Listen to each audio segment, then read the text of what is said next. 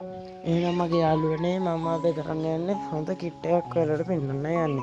හැබැයි ඔයගොල්ලන්ට නම් කොච්චර හොඳ වේද දන්නේ නැහැ. මට නම් මේක සුපිරිම කිට් එකක් වුණා. එහෙනම් අපි යමු බලන්න. මම මේකට තෝරගත්තේ හැමෝම ළඟම තියෙනවා කියලා හිතපු කිට් එකක්. මෙන්න මේ කැරක්ටර්ට මෙන්න මේ ඔන්න ඔය මාස්ක් එකක්.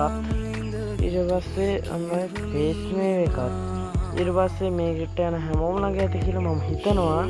ඇත්තම කිව්වොත් මේක අර තැඹිලි පාට අර දැන්වල් ගාන්චි දෙක තියෙන අන්නේ ෂර්ට් එක.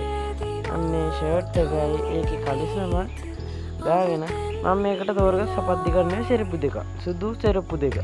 මේ සෙරප්පු දෙක අරගෙන මේ සෙරප්පු දෙක දැන් බලන්න මට නම් මේක ඇත්තටම ලස්සනයි. ඒකලට නම් කොච්චර මේ වුණාද කියලා නම් මට ඇත්තට හිතා ගන්න බෑ.